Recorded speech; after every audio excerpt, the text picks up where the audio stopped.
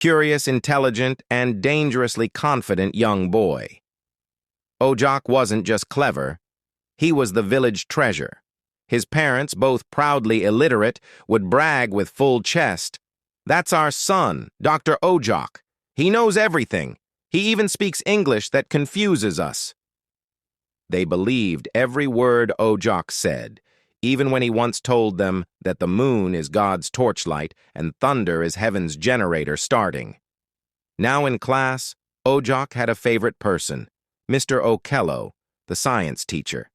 He was young, energetic, and loved by all pupils. His trousers were always extra ironed, and he walked like a man who knew too much.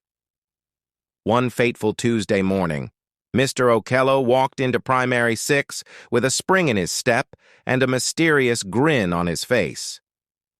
"Good morning, class." "Good morning, Teacher Okello. You are welcome," they shouted in unison. "Sit down," he said, smiling. "Today's topic is reproduction." He wrote it boldly on the chalkboard. The class gasped. One boy dropped his ruler. A girl near the window covered her mouth. Someone whispered, "Today we'll learn how Daddy climbs mummy." Mr. Okello chuckled nervously. "Class, relax. It's just a topic in science." Suddenly, Ojok raised his hand. Mr. Okello blinked. "Yes, Ojok?" he asked cautiously. Ojok stood up confidently and said, "Teacher, we already know this one. You don't need to explain. Just teach us the practical part." Boom! The whole class exploded like a petrol drum in a charcoal kitchen. "Hey, Ojok! You're too fast!" "Show us the demo!" Mr. Okello was stunned. "Ojok, who taught you that?" Ojok scratched his head and smiled. "Ha, teacher! My dad teaches mummy reproduction every night. I know all of it. We share the same room. He brings out his small snake from his waist. Then he says, 'Open the gate of sweetness.' Then Mummy starts shouting like someone eating pepper." The class collapsed in laughter. One boy screamed, "Open the gate of sweetness." Another shouted, "Small snake, I'm not doing biology again." Mr. Okello dropped the chalk and started stammering. Reproduce. No, I mean reproduction is, wait, let's all learn together." Just then, a shy girl named Okello raised her hand. "Teacher, I know what it is too, but I don't have the right words." Mr. Okello nodded nervously. "It's okay. Come forward and try to explain." Okello walked forward, stood next to him, pointed boldly at his trouser zip and said, "This one, you put it in the susu." Silence. Then, "Wah!" The class exploded again. One boy rolled on the floor laughing. Another shouted, "Teacher, keep your snake safe, oh!" A girl screamed, "My stomach is paining from laughing." Mr. Okello turned red. He stepped back slowly from Okello like she had a wild animal in her pocket. "Okello, sit down." "But teacher, you said I should show—" "Sit!" At that moment, a boy in the back called Abbo stood up and said, "Teacher, can I act the daddy part? I've been practicing with my cousin." The room turned into a circus. Mr. Okello banged the desk. "Class, science is not movie!" But nobody listened. Ojok stood up again and shouted, "Tonight I'll learn the second style. Daddy calls it the helicopter rotation." Mr. Okello faintly whispered, "I need transfer." Don't miss the next like, share, and subscribe, because in Ojok's classroom, education is sweeter than you think. The next day, after surviving Okello's pointing at trousers demonstration, Mr. Okello bravely returned to class, heart still shaking but determined to complete the syllabus before losing his teaching license. It was afternoon, and the sun was blasting the classroom roof like God was ironing the earth. Mr. Okello entered slowly, clutching his science book like a shield. "Good afternoon, class." "Good afternoon, Teacher Okello. You are welcome." He sighed. "Today, we are continuing with our topic, reproduction. But now, let's learn about methods of family planning." The class gasped again. One girl dropped her pencil. A boy whispered, "So now we learn how to avoid babies?" Mr. Okello began, One of the traditional methods is sleeping in separate beds. Ojok, as usual, was ready. He pulled out his big brown notebook labeled Science by Dr. Ojok himself and started scribbling like he was writing an exam for NASA. Then, hand shot up. Ojok! Ojok stood proudly and asked, "Sir, what if your house only has one bed and your wife loves cuddling like boiled cassava? Will family planning still work?"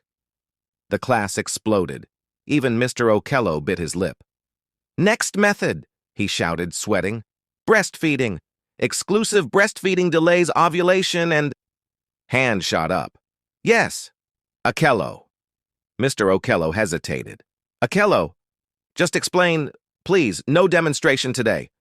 Okello stood up, held her chest, and stammered. I don't know the words properly, but I can do it. Act it, but don't point at me like last time. I don't even have proper breasts yet." The class was gasping. She turned to Ojok and shouted, "Ojok, come suck breasts so I can show them how breastfeeding works." The class collapsed in chaos. Eeeeee! Science is now madness! Okello wants to breastfeed from the future doctor. Somebody call the nurse. Mr. Okello stood frozen, chalk in hand, whispering, "I was not trained for this." He slowly backed out of class and disappeared for the rest of the afternoon. Later that evening, back home, Ojok's parents sat under the mango tree, smiling proudly, sipping lukewarm porridge from old cups. "Welcome home, doctor," they greeted as Ojok arrived. Ojok dropped his bag, dusted his trousers like a true scholar, and sat beside them with pride. He pulled out his brown notebook. "Let me tell you what I learned today." He cleared his throat like a radio presenter. "In science, we learned about family planning methods. These include 1. Sleeping on different beds. 2. Breastfeeding as baby control. 3. Kissing the lips at night to release tension. 4. Sharing beds with sisters as part of body cooperation." His father nodded like a chief judge. "Woo, this boy is clever. Do you hear all those conjections? This is true doctor talking." His mother shouted proudly, "Hey, our son is not like the others. He's advanced. Today we sleep with scientists. Tomorrow we dine with presidents." Ojok smiled. "And teacher said we must do the practical part of this assignment at home all week." He looked at his parents, all serious. "So tonight I'll start with bed sharing with my sister, and if she allows, maybe try small kissing. Just academically. I want to be number one." Both parents clapped with joy. "Yes, our child is going far. Do the practicals very well. We believe in you. Don't forget the breastfeeding part, even if you have to use your cousin." The neighbor who was walking by paused. He leaned in. "Did I just hear breastfeeding and kissing as homework?"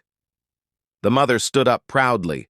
"Yes, it's science practical. Our son is studying reproduction. He is now Dr. Ojok. Very clever. He even knows things we didn't know existed." The neighbor walked away with a twisted neck. Inside, Ojok sharpened his pencil and stared at the shared bedroom like a soldier waiting for battle. Like, share and follow, because Ojok's science is more dangerous than the exam itself. Ojok. The practical that practically finished the family. The night Ojok began his scientific practicals, the house turned into a science lab. He started with his sister. "Don't worry," he told her. "It's for marks. Teacher said it's called family planning research through body sharing and emotional connection." His sister blinked. "Okay, but no touching O." Ojok smiled like a devil wearing a lab coat. "Just a little education must happen." The next night he moved to cousin Abio, then cousin Millie. Dr. Ojok must test with different body types, he reasoned to himself. That's how scientists do peer review. He even made them sign his notebook after every practical. "I, the volunteer, have supported Ojok's academic journey for the future of this nation." 1 month later, cousin Abio was vomiting behind the house. Cousin Millie kept fainting during choir practice. His sister was suddenly very emotional about everything. Even cold porridge made her cry. Then the bombshell dropped. They were all pregnant.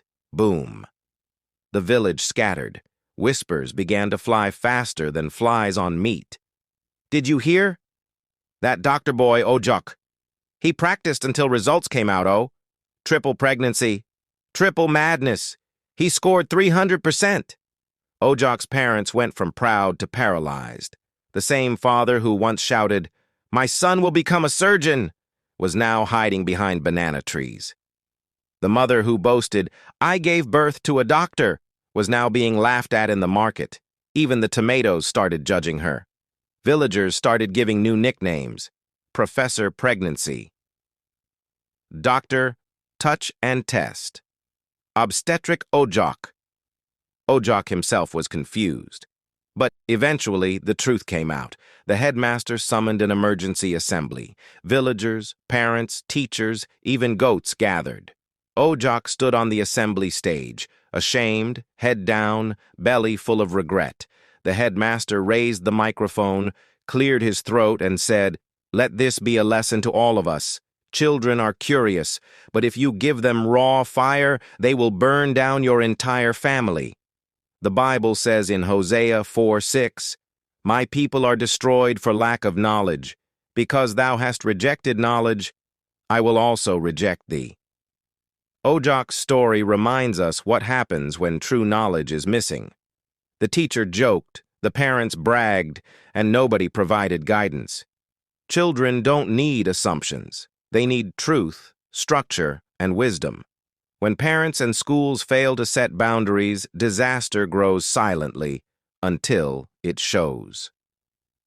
Proverbs 1:7. The fear of the Lord is the beginning of knowledge, but fools despise wisdom and instruction.